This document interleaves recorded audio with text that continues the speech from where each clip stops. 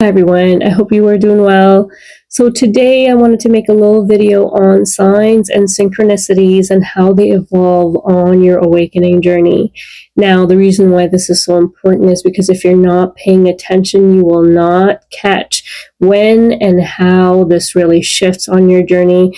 And compared to that previous 1111s, the other cute little signs and synchronicities, maybe through music and so on and so forth on your journey, you may dismiss the key pieces that are relevant to you from when this actually shifts on your journey to becoming actual guidance and really key feedback.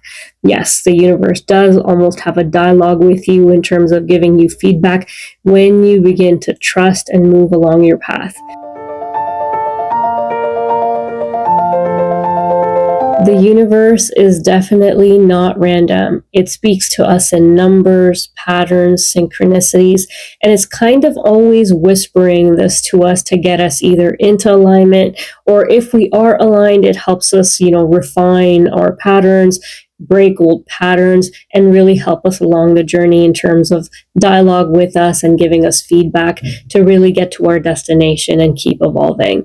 However, where we miss all of this is when we are not attuned to what is actually coming in and really catching that. Most of us would dismiss it, and therefore we're unable to really follow that guidance.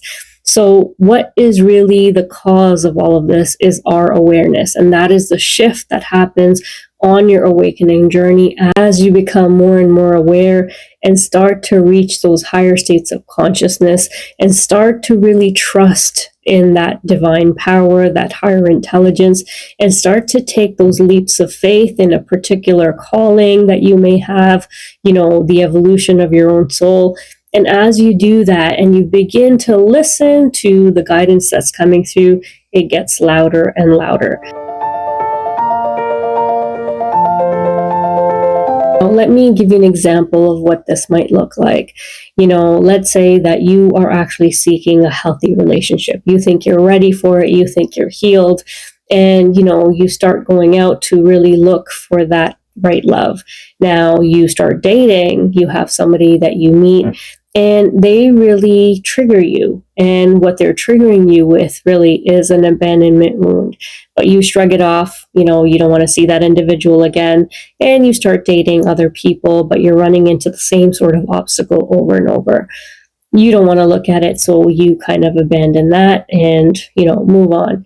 Let's say that same week you meet a friend who then over a conversation starts to bring up her own abandonment issues and starts to talk about that with you.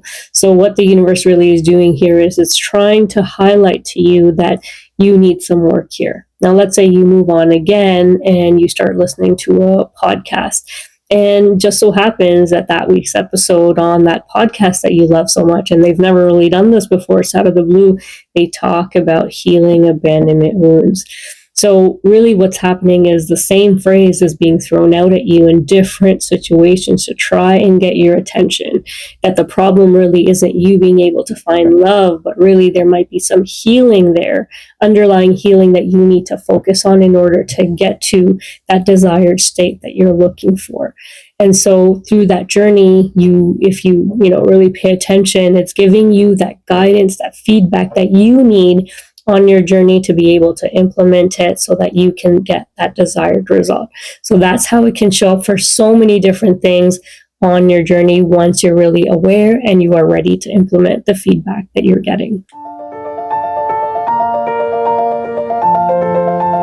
If you're listening to this message and thinking, oh, I'm not sure if I've missed those kinds of signs or if I've received them, or I wonder how it can start getting those kinds of signs so that, I can have an easier path on my journey because I haven't experienced that yet. Well, what you can do is set a clear intention. If you are journaling, that's a great place to start.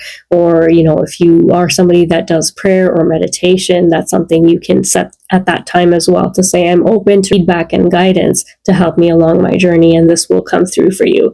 Now, the one thing you do want to do, and I recommend, is keeping a journal of the different signs that you're getting. Sometimes, there might be a little bit of a gap. You may forget the details of what you saw, what you read, what you heard, and, it may not resonate with you right away. when you look back in hindsight, you're like, yes, I wish I had recorded that, or I wish I had, paid more attention to what that was.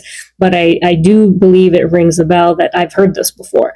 So if that's happening to you and at any point in time it really resonates with you, write that down so that you can always go back to that message and really see what kind of guidance you were receiving. Or once you've gotten the confirmation multiple times, record it so that you can see if you're on the right track as more information and more, signs and synchronicities start to come your way in terms of new guidance and new feedback. Thank you so much for listening. I hope this was helpful. God bless.